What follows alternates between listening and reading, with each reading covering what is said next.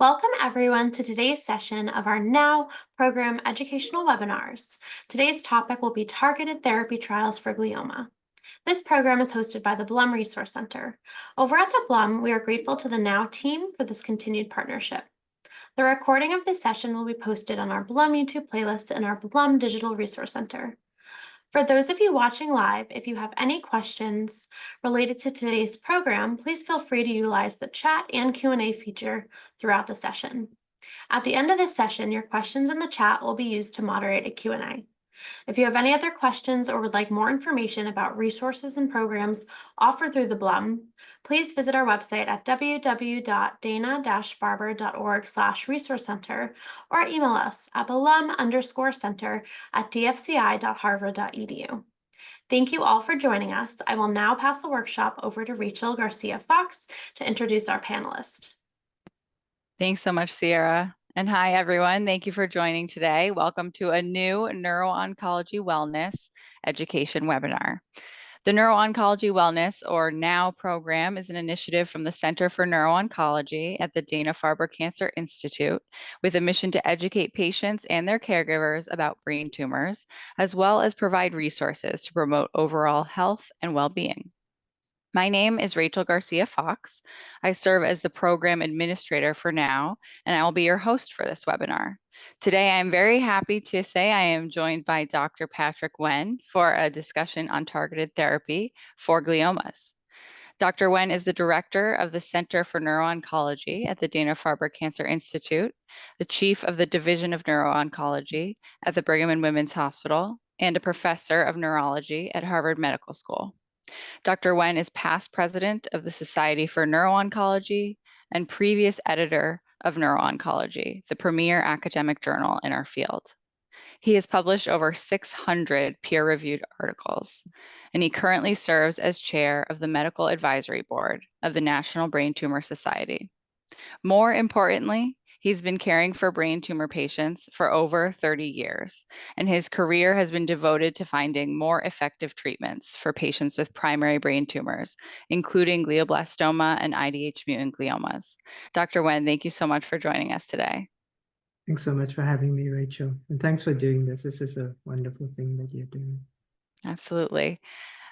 Before we start, I want to remind everybody in the audience, we want you to be a part of this conversation by submitting your questions, as Sierra mentioned. We prefer, if possible, that you use the Q&A feature at the bottom of your screen instead of the chat. You'll see there's two different buttons. The Q&A feature allows us to monitor the questions a little bit easier. So if you have any question at any point, you're welcome to enter it in the Q&A, and we'll select a number of the questions for our guests to answer at the end of the program or in the second half. Dr. Wen, let's get started with some basic definitions today. Our discussion is going to be centered around gliomas, so I'm hoping you can help define what these tumors are and describe who's most commonly affected by these. Sure. So gliomas are the most common malignant brain tumors. In our brains, we have nerve cells, the neurons, and we have supporting cells called glial cells, and the tumors come from the glial cells. In 2021, the World Health Organization changed the classification of brain tumors and have really simplified the classification of gliomas significantly, and it has really helped us. So there are three main types of gliomas. There are astrocytomas, which all have a mutation called IDH, and they are graded 2, 3, and 4. There are oligodendrogliomas, which also have the IDH mutation, and they're graded 2 and 3. And these tumors tend to occur in people in their 30s and 40s. And then the third type of glioma, the most common type, are glioblastomas. These do not have IDH mutations as opposed to astrocytomas and oligodendrogliomas, and they tend to occur in people with an average age of around 65. So they're in a somewhat older age group. Each year in the US, there are about 13,000 people who are diagnosed with glioblastoma, and probably a couple of thousand with the astrocytomas and oligodendrogliomas. Great. Thank you for giving us that overview. You alluded to some different grades, different types of tumors. I'm assuming that you know these impact therapy. Let's talk a little bit more about therapies. So resection, is one option for these patients typically, but can you talk a little bit more about other therapies that might be applicable after surgery, let's say? Yeah, so for all these tumors, the first step, as you mentioned, is maximum safe resection. And it's really important to try to take out most of the tumor, but to take it out safely. And so we're very lucky to have really talented neurosurgeons help us. And they're able to do this most of the time, although not always. The treatments differ a little bit between the different types of tumors and the different grades of tumors. So for grade 2 astrocytomas and oligodendrogliomas, if you can take out most of the tumor, and for patients who are relatively young, you can just watch them with serial scans and think of treatment only if there's evidence that the tumor is coming back. But if you cannot take out all the tumor, and especially in the older patients, then usually the recommendation is radiation therapy and chemotherapy. The radiation is 5 days a week for 5 weeks for grade 2 tumors. And the chemotherapy varies depending on the type of tumor. For astrocytomas, it's usually temozolomide and oral medication. And for oligodendrogliomas, some people use temozolomide and other people use an older regimen called PCV. For grade 3 astrocytomas and oligodendrogliomas, regardless of how much surgery you have, the recommendation is usually to do radiation and chemotherapy. And for glioblastomas, the standard treatment after surgery is radiation. It's 5 days a week. It's time for 6 weeks, together with a small dose of temozolomide every day during radiation. And then after a month break, temozolomide is given at a higher dose for 5 days a month for 6 months. And some people also use a device called Optune. So this radiation and chemotherapy would be considered standard treatment. Great. Okay. And today we're probably going to talk a little bit more about things that fall outside that standard therapy. Can you tell us a little bit about how we define a targeted therapy and how it's different from these standard therapies that you mentioned? So radiation and chemotherapy try to kill the tumor cells by damaging the DNA. And so it's not targeted. Anything with the dividing DNA will be effective. We know that tumors become tumors because they develop mutations, molecular changes in the DNA that causes the cells to grow uncontrollably. And if we can identify these mutations and understand what these mutations are doing, you can have drugs that are targeted against the effects of these mutations and try to reverse that process.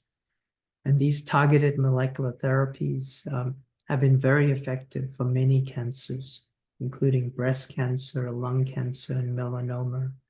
And for these patients with these other cancers, it really has transformed their lives and made people do much better than they previously had done. For gliomas, it's been complicated because targeted therapies often don't cross the blood-brain barrier to get into the tumor. So 90% of all cancer drugs don't even get into the brain.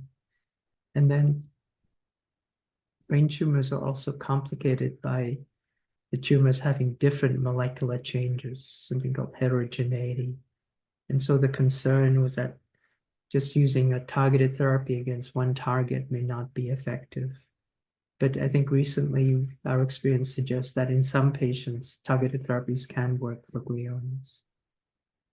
Yeah, let's talk a little bit more about the recent successes that we've had here in the field. Earlier this year, the FDA approved vorasidenib, an IDH inhibitor for the treatment of IDH mutant gliomas. Some of our audience members may already be aware of this. Can you explain what patients are able to benefit from this particular therapy? Yeah. So vorasidenib is really a major step forwards, and it's the first new treatment we've had for lower grade gliomas since temozolomide was approved in 1999. So the radiation and chemotherapy help, and people can do very well for a long time. But the inevitable results of having radiotherapy to the brain is that some of the normal brain cells get affected. And so as people do well and years down the road, many patients will experience cognitive difficulties, and this can affect quality of life. And so the hope is that we can find treatments that don't have these side effects and delay the need for radiation and chemotherapy. So as I mentioned earlier, both astrocytomas and oligodendrogliomas, they all have IDH mutation. And this is the early mutation that drives the tumor to grow and is the cause of the tumor growth. And so we can block the effects of these IDH mutations. We can hopefully slow the growth of these tumors. So for about the past 8-9 years, we've worked with a whole series of IDH inhibitors, including vorasidenib, which is a molecular drug that gets into the brain. It blocks both IDH1 and 2. And so we showed in the phase 1 study that it was safe and that a lot of patients with low-grade gliomas had prolonged stabilization of the disease. We then showed in a surgical trial that if you give the drug, you can measure high concentrations of the drug in the tumor, and it blocks the pathway really well. It turns off the pathway by more than 90%. And so this led to a big phase 3 trial called the Indigo trial, where we took grade 2 patients with grade 2 IDH mutated gliomas, and they were randomized to vorasidenib or placebo. And we looked for the time that the tumor came back. It's called progression-free survival. And the trial was actually stopped earlier than planned because at an interim analysis, it was found that the drug was so effective, it was not ethical to keep patients on the placebo group anymore. And the placebo patients were allowed to cross over to receive vorasidenib. And so this drug significantly slows down the growth of the tumor and sometimes even shrinks the tumor. But the hope is that after surgery, you can take this drug and then push off the time when you need radiation and chemotherapy, hopefully by a number of years. And so on August 6th of this year, it was FDA approved for grade 2 IDH mutated gliomas who've had surgery. And now we're able to prescribe this for patients. And so hopefully this will be a good thing. Yeah, it's wonderful. It's incredibly exciting to see this amazing progress. So just over 2 months ago was the FDA approval. You mentioned a little bit while you were talking the side effects of, standard therapy, so radiation in particular. I'm wondering if we could talk a little bit about any side effects that patients might experience with vorasidenib, and then also how long are patients treated typically with this drug? So when you have a drug that you want to keep patients on for a long time, it needs to be well tolerated. Unfortunately, many targeted molecular drugs are actually not that well tolerated.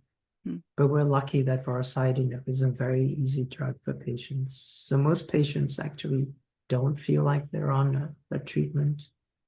And in the Indigo trial, we did quality of life studies that showed that there was no difference from placebo. So Wow. in terms of the day-to-day experience, I think most patients don't feel like that they're taking a drug for their tumor.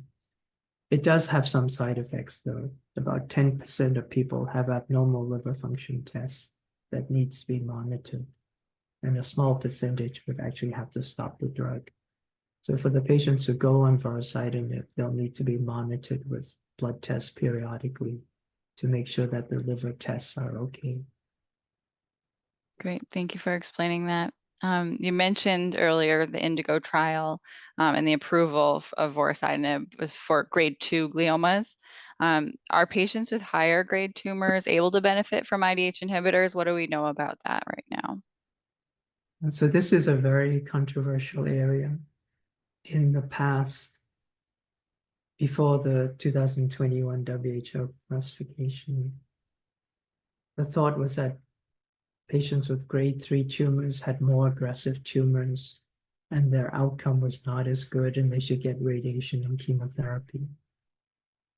But if you look at just IDH mutated grade 2 and IDH mutated grade 3 tumors, their outcomes are actually not that different. Some studies actually show they have the same outcome, and it is generally a good outcome. And some studies show that grade 3 tumors may do slightly worse, but only very, very slightly worse.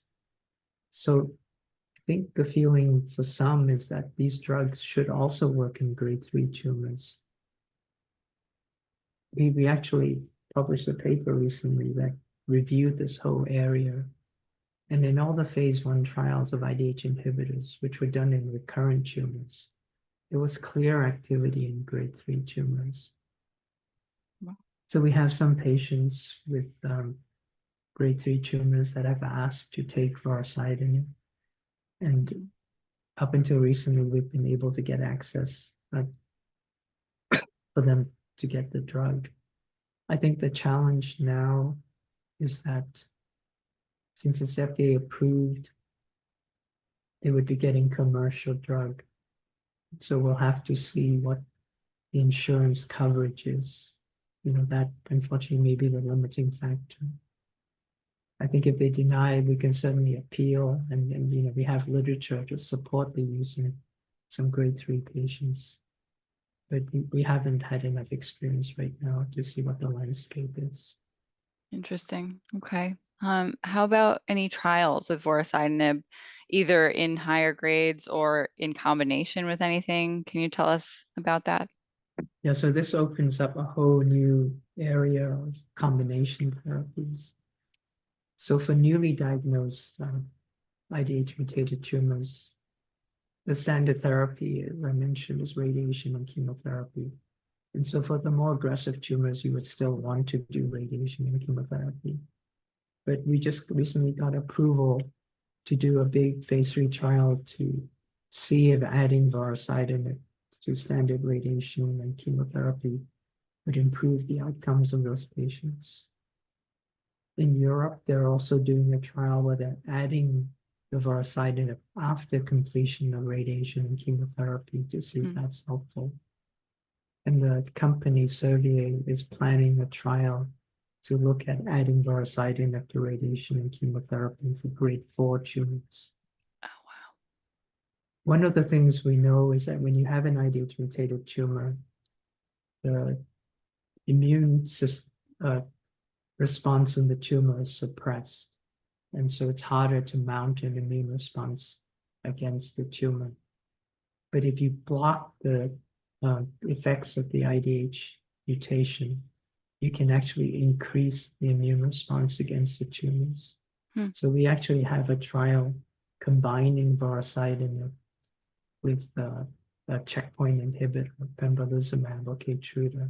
These are for the more aggressive recurrent tumors.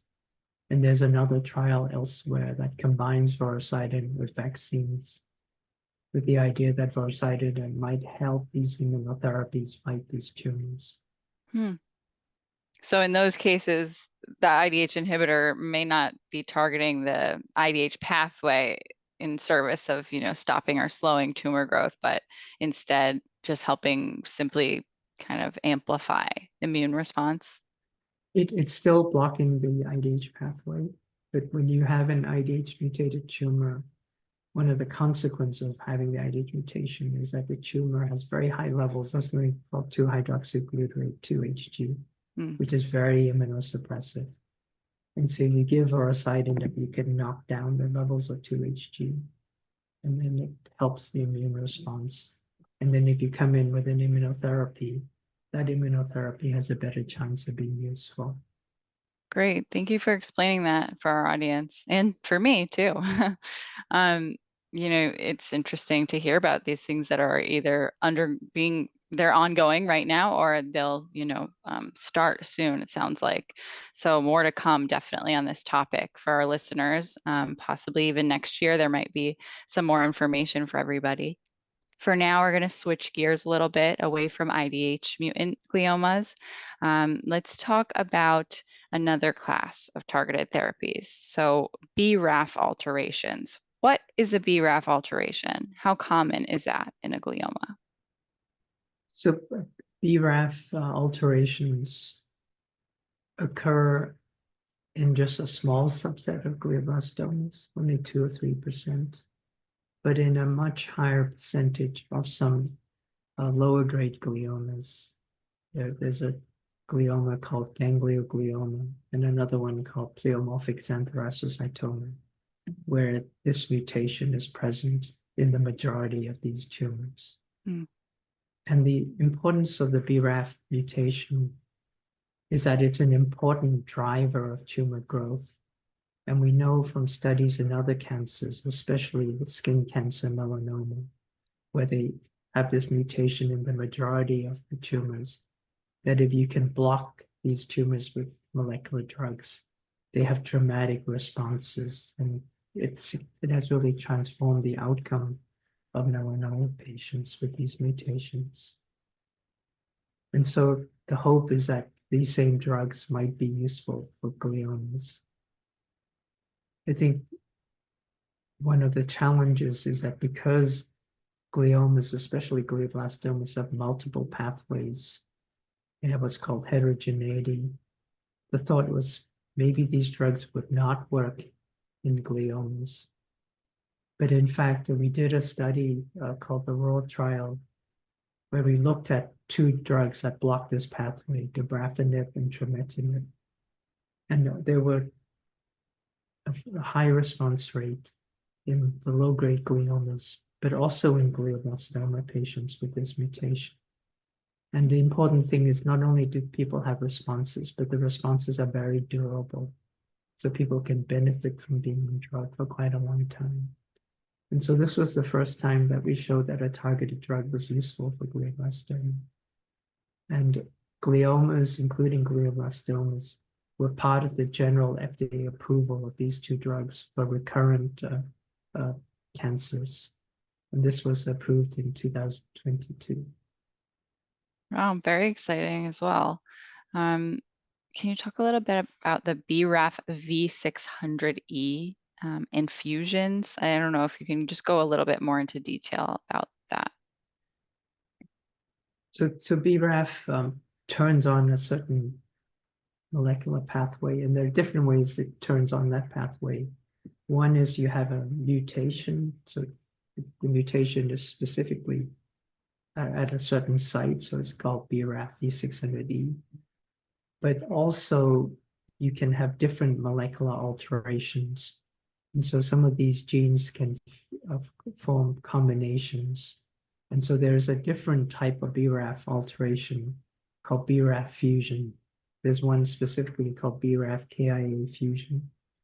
And this is a very important molecular change in a certain type of low-grade gliomas, especially something called a pilocytic astrocytoma, which is often in children and young adults, and can be, sometimes you can just remove it surgically and the patient's cured, but they can also be located in very difficult places that are not operable.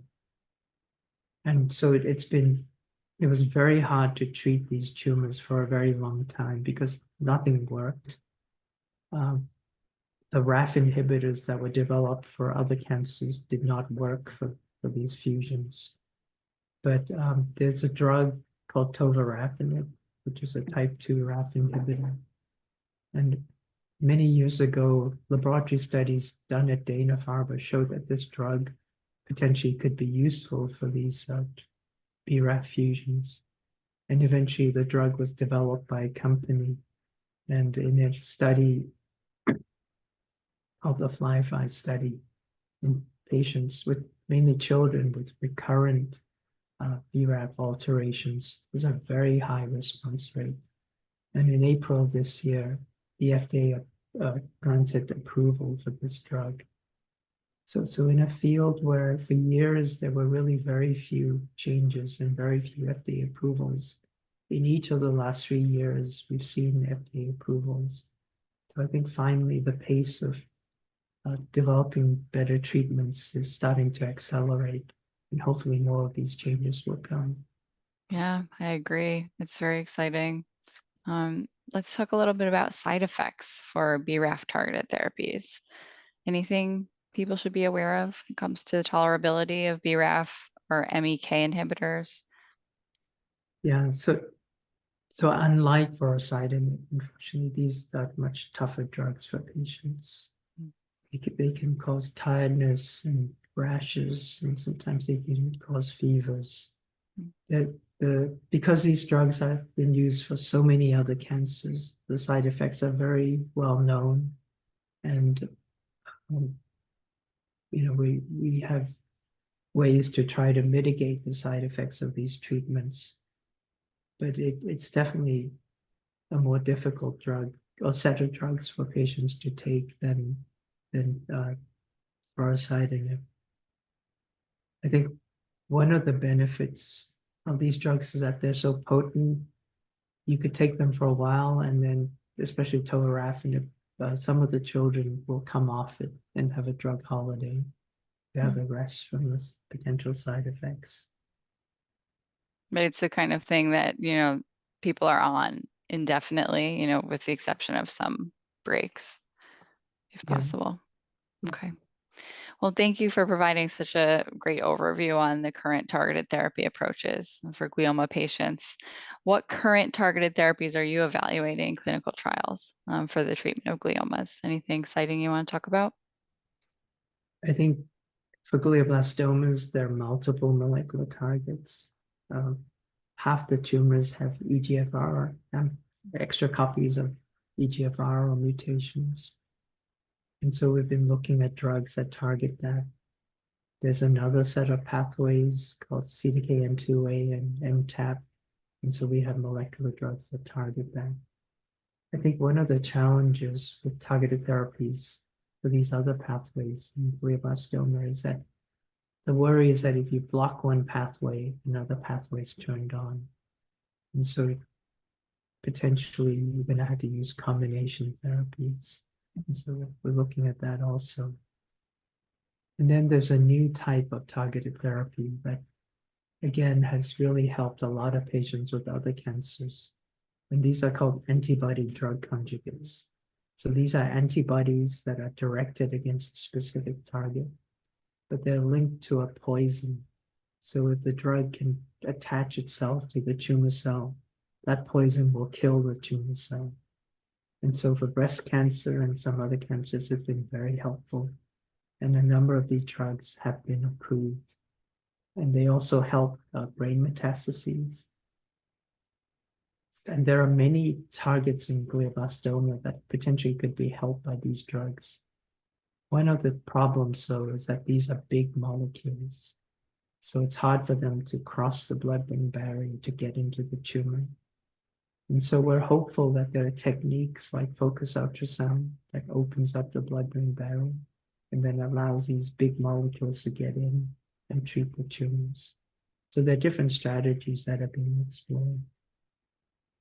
Are there any trials open currently for brain tumors looking at that most recent type of treatment you just mentioned? I think people are trying, right now it's very early, so I think there are some trials planned where they're giving the drug with and without focus ultrasound to patients going for surgery. That way you can measure how much drug actually gets through, and also whether doing it with ultrasound improves the delivery. So those trials are planned, but I don't think they've actually started. Some really promising studies. So we'll see, like I said, about the IDH inhibitor stuff, down the line, we'll have more information, hopefully, for our audience. Could be as early as next year. Let's now shift a little bit, talking about some of the things in the Q&A and some questions that we got over email. Thank you again, Dr. Wen. So we have somebody who's wanting to hear about any trials being done for people who have a BRAF mutation. And there's a question in particular about whether a prior BRAF or MEKI inhibitors would be, exclusionary for these trials.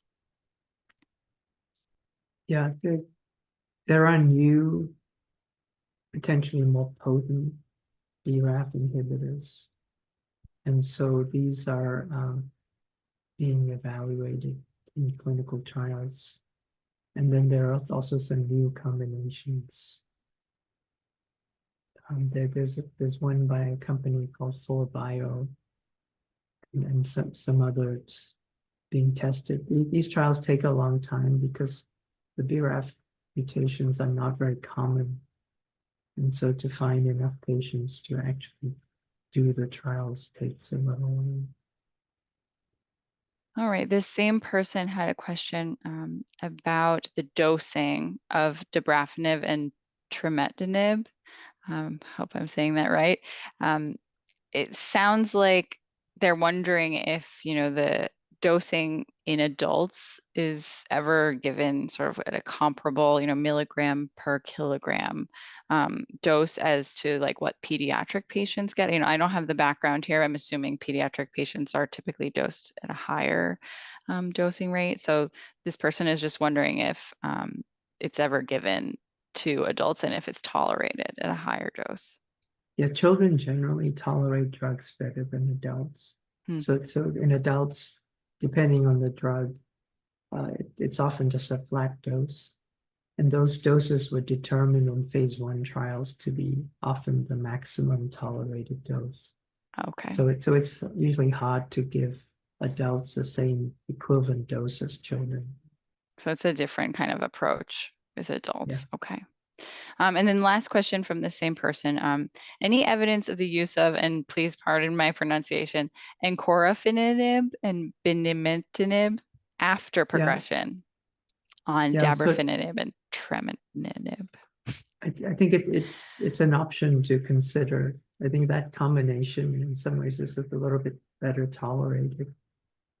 And there was actually a trial that Clarissa Schreck from Johns Hopkins had hoped to mount with that combination, but the company decided not to go ahead with it. But that combination is an option to try if dabrafenib trametinib is not helpful. Okay. Sometimes with these drugs, even if the tumor is growing through the drug,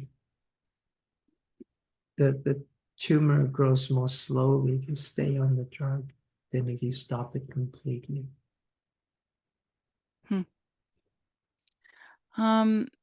How about trials for grade 4 glioma? I think you mentioned something earlier, maybe for vorasidenib. Anything else grade 4 glioma targeted therapy specifically?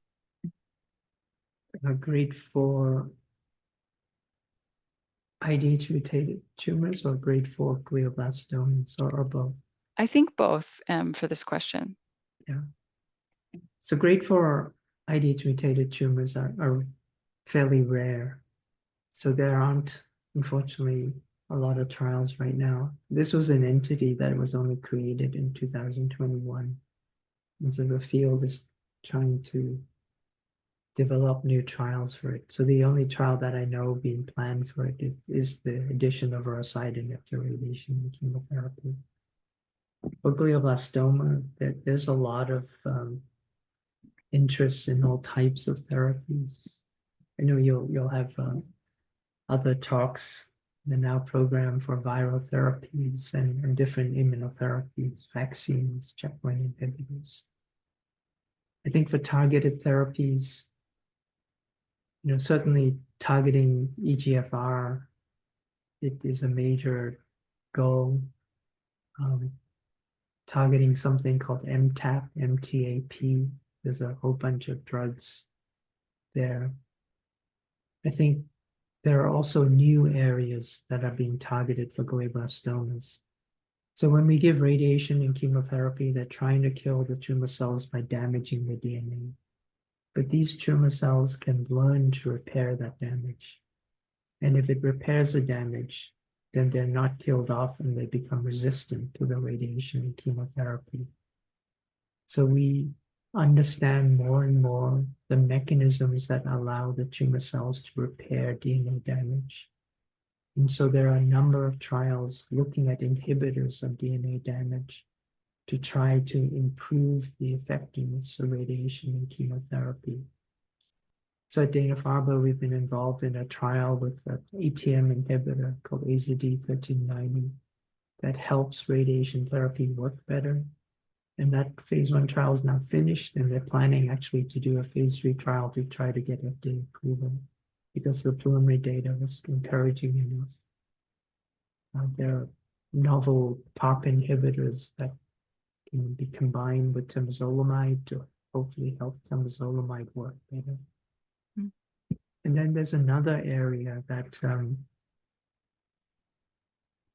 has been pioneered by Michelle Manji in Stanford and Hamsa Venkatesh here at the Brigham. So for a long time, it wasn't clear if there was an interaction between tumor cells and the nerve cells in the brain, or whether that mattered at all. But they've shown that the nerve cells, the neurons in our brain, actually form connections with the tumor cells, and they help the tumor cells grow. And so these connections, these are certain types of receptors called AMPA receptors. And so now you can think of using drugs that target these receptors to try to block the interaction between nerve cells and tumor cells. So we have a couple of trials with targeted molecular drugs that block this interaction. The drug is called troriluzole. We have one as part of the GBM Agile trial combined with radiation and chemotherapy for both newly diagnosed and recurrent tumors. And then we have a surgical trial where we're giving this drug to patients going for surgery to make sure the drug gets in a high enough concentration and that it's blocking these receptors adequately. So this is a whole new area that we're starting to explore, and there are many other molecular targets. And then the final thing I want to mention is that in other cancers, there is a new or newish type of treatment called theranostics. These are molecular drugs that bind the tumor cells, but instead of delivering a poison like antibody drug conjugates, they're linked to radiotherapy. So it's another form of radiotherapy. And so there are molecular drugs that have been approved for other cancers like neuroendocrine tumors in the gut. These same drugs, the target for these drugs are also in glioblastoma and also in meningiomas. And so you can imagine using the same drugs to bind the tumor cells and deliver a radiation dose enough to kill those tumor cells. And so there are a number of these trials that are planned, and the glioblastoma trials are going through our human subjects review now. Wow, fascinating. Dr. Wen is like the encyclopedia and the front page of the news when it comes to neuro-oncology. Just really incredible to hear that summary of everything that's going on. We have a question about Avastin. So typically, we think about Avastin as sometimes it can be an exclusionary thing. If you've had Avastin previously for clinical trial, you may not be eligible. This person was wondering about options after Avastin.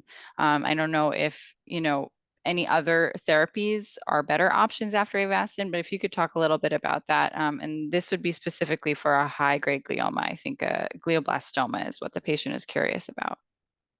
Yeah, and unfortunately, Avastin does exclude people from most clinical trials, but not all. So there are some clinical trials that will allow you to join even if you've had Avastin, provided it's not very recent. So sometimes they'll have like a 6-week or a 2-month gap. So provided you don't need Avastin to help the swelling in the brain, there are some trials that you might be eligible for. If you need to continue with Avastin, then it's more complicated, because then you'll be adding a new drug to Avastin, and they wouldn't know what potential side effects there might be. Okay, so a limited course, and then potentially what we call, a washout period, or a period where, you're not taking this drug, and then you could potentially go on something else. There may be a clinical trial that, if it doesn't have it as an exclusionary criteria, could be an option. That's great to know. We have a question here about, I think there are a couple questions about some of the adverse effects that occur with or can occur with vorasidenib. So somebody here is curious about liver enzyme elevation as a result of vorasidenib. Is there anything that can be done for that? What typically is the course of action if somebody has elevated liver enzymes on vorasidenib? So I think if the enzymes go up beyond a certain level, the safest thing to do is to hold the drug. And almost always the liver enzymes will recover. Sometimes you can try the drug again at the same dose. If it continues to be a problem, you can try the drug at a lower dose. The standard dose is 40 milligrams, but you can go down to 20 milligrams. But in a small percentage of people, this problem persists, and then you would have to stop the drug. There is another IDH inhibitor called ivosidenib or Tibsovo that is approved for leukemia and cholangiocarcinoma. And so we actually have a lot of experience using that drug to treat gliomas also. That drug also blocks the IDH pathway by more than 90%, even though it doesn't get in very well. Because it's so well tolerated, you can give more of it. And so that is potentially an option if you don't tolerate the vorasidenib. Okay, great. So it's either, it sounds like lowering the dose depends, obviously on particular situation, how high the liver enzymes are. But just to kind of recap, it sounds like some options when that happens are, going on a lower dose of vorasidenib, stopping or holding, temporarily vorasidenib, or even switching to this other drug, which is that Tibsovo that you're talking about? Okay. Yeah. All right. Great. Thank you. This is a tough question, I'm sure, to answer, but what is the current data right now on, morbidity or prognosis when it comes to a grade 2 glioma? What's the update on that? I know it's kind of rapidly changing with the data that we're getting year after year updated, but.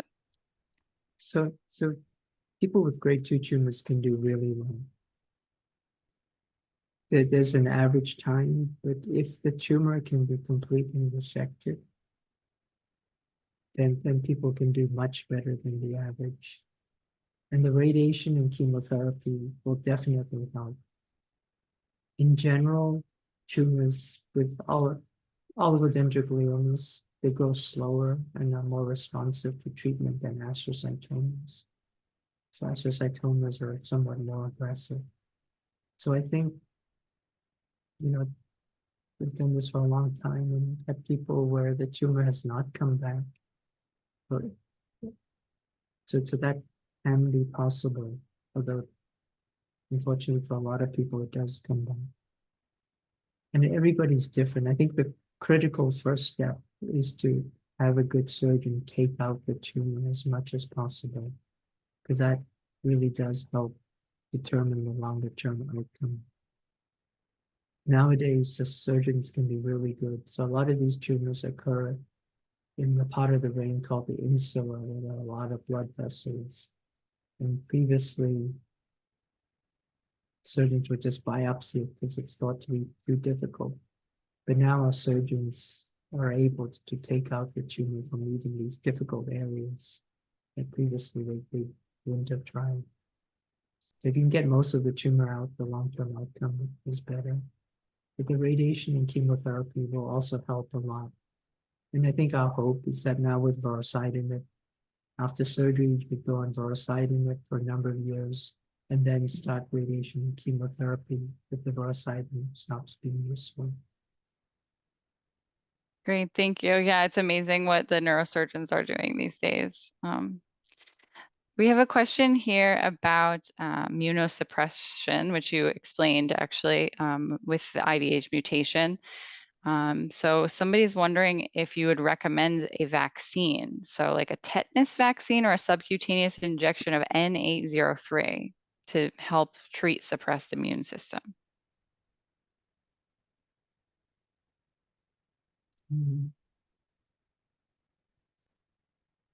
I don't think a tetanus vaccine would be helpful. And I apologize, I don't know what N803 is. I think It's not a general suppressed immune system. It's not that the immune system in the rest of your body is suppressed. It's more that the immune system within the tumor or the ability of the body to fight the tumor is suppressed. And so that's why using a drug like vorasidenib in combination with something else that can boost the immune system against the tumor specifically might be useful. So there is a trial, I think, combining vorasidenib with an IDH vaccine. So you're trying to mount an immune response against the tumor, and then hopefully the vorasidenib helps make that immune response more potent than it would be otherwise. An But- IDH vaccine. I hadn't heard about that. But it's not like your whole body's immune system is Right. suppressed. It's the local immune system Yeah. around the tumor. Yeah. Thank you for clarifying. Anything else on that? No, I think that's All right. So we talked a little bit about, trials, it sounds like, that are going to be looking at IDH inhibitor after chemo and radiation, right? Just to recap for the audience, the Indigo trial, the phase 3 trial that led to this approval of vorasidenib, gave the drug right after, right after diagnosis for grade 2 yeah. tumors. From 1 to 5 years after diagnosis. Okay, 1 to 5 years out. We have someone who's just wondering about the usefulness of giving it, and we may not even know, but the usefulness of giving it after chemo and radiation. What do we know about that? So it's a really good question. So we don't know how helpful it is to give it after radiation and chemotherapy, but potentially it could be useful. So in Europe, the European Organization for Research and Treatment of Cancer, EORTC, is planning a big trial where patients would get radiation and chemotherapy. And then when they're finished with their treatment, for the next 5 years, they would get vorasidenib or placebo to see if adding vorasidenib would help improve the outcomes. These trials, because people with these tumors do very well, these trials take a really long time. So the readout is probably not going to be for about 9 years after they start the trial. So more to And come. yeah, they haven't started yet. Hopefully they'll start next year. Okay, next year. But I think it's a question that comes up a lot. So some patients before the approval have been able to get Tibsovo or vorasidenib.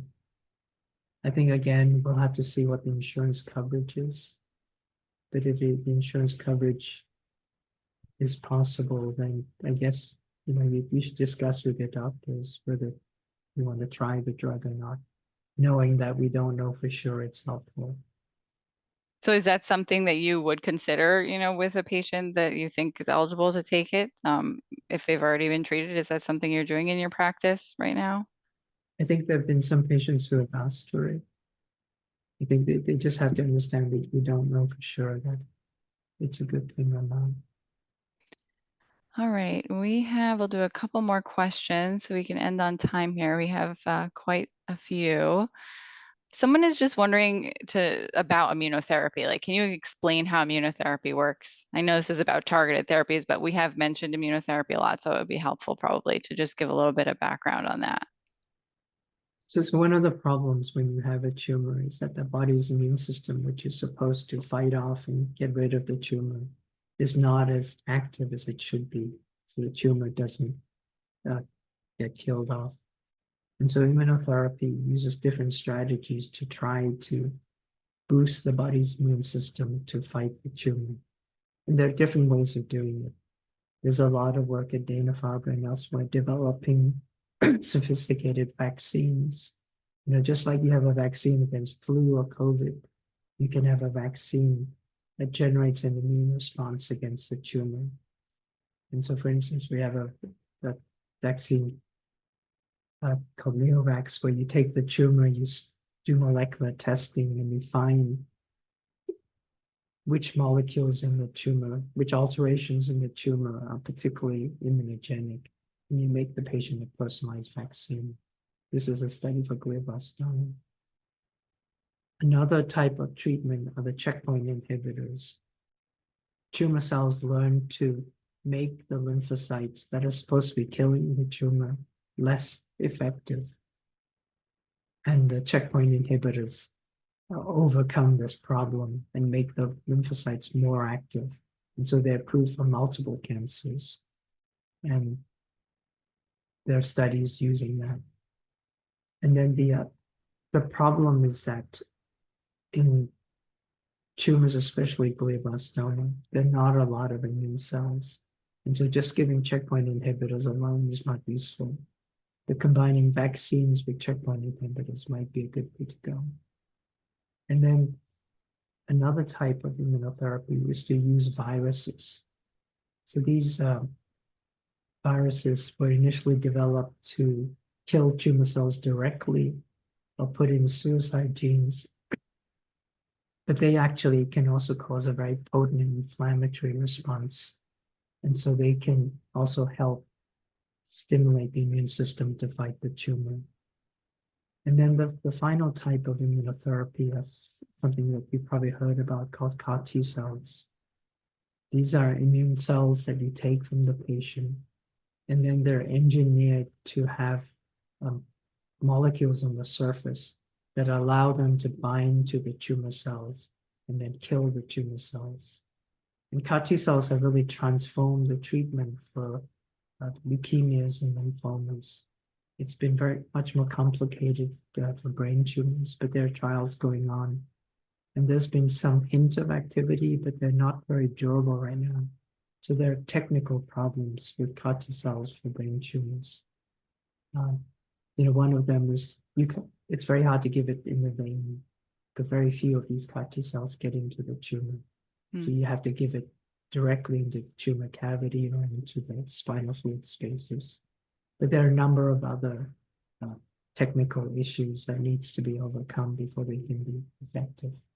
But there's tremendous work, both at Dana-Farber and elsewhere, looking at different types of immunotherapies for brain tumors.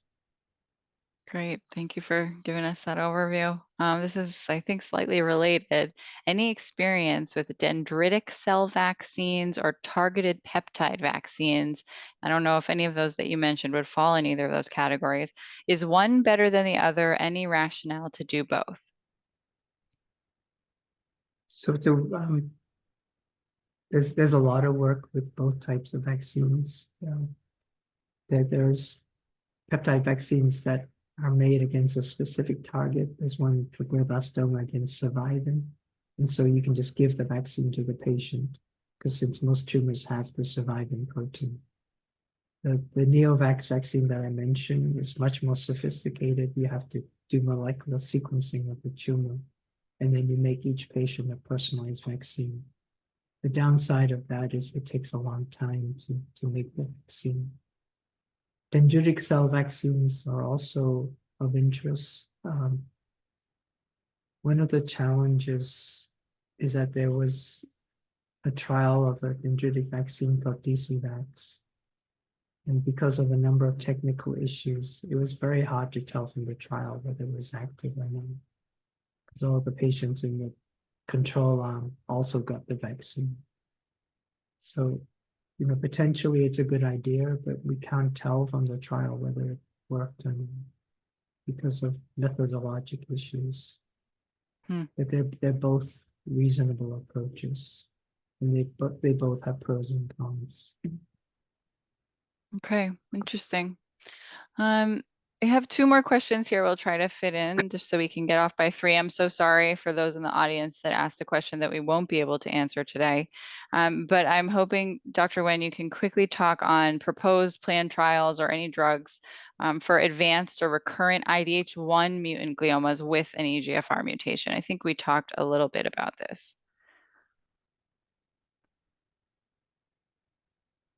So there are some trials for recurrent IDH mutated tumors, but most IDH mutated tumors don't have EGFR mutations. Yeah, that's what I thought. So that's a very uncommon combination. It's possible, but it's uncommon. So I'm not aware of a trial that targets both mutations. And as we've recommended, I think on this webinar before, if you have any questions, about your particular tumor, if you're saying, hey, I thought I had both, it's always a good idea to check in with your doctor and just ask them, to see the path report or discuss it. So one last question here. A recent report about an antidepressant slowing progression of glioblastoma. Can you comment on whether this trial can provide any hope or whether there's any promise there? I'm not sure if this related to Prozac or from the Swiss group. I'm not sure. The Swiss group recently published a paper in the last few weeks where they did a screen of all types of drugs that got into the brain. And there is an old antidepressant that, at least in the screen, looked very promising. That drug has not gone into trial yet. I think they're planning a trial. There is another study from Stanford, from a very good team, where they looked at drugs that might affect the growth of glioblastoma. They found that Prozac, which is a common antidepressant, was a drug that had anti-tumor activity. Other investigators have tried to replicate that data, and it hasn't been as promising as in the original report. They also found, when they looked at a database of people with glioblastomas, they initially found that people on Prozac did better than people on other antidepressants, providing another strand of evidence that maybe Prozac was useful. But people at Duke have tried to replicate that and have not been able to. So I think we're not sure how useful Prozac is. Okay, interesting. Jury's still out. Maybe there'll be some more discussion about it in the field in coming months or years. Dr. Nguyen, we're going to stop there with questions. Thank you so much for this comprehensive discussion on targeted therapy for glioma. Any take-home points that you would like to leave with the audience? Well, thanks so much for doing this, Rachel. Of course. Hopefully it's useful for the patients. I think that there's a lot of work at Dana-Farber and elsewhere, both on targeted therapies and immunotherapies. And I think, the recent FDA approval show that finally we're making progress. And we're grateful to all of you for your support and for those of you who've joined the trials. And hopefully we'll have better treatments going forwards. Thank you so much, Dr. Nguyen. You're welcome to head out whenever you want. I'm just going to give a little spiel here, but really happy to have you on a Now webinar, and hopefully it's not the last. Thanks so much. Take care.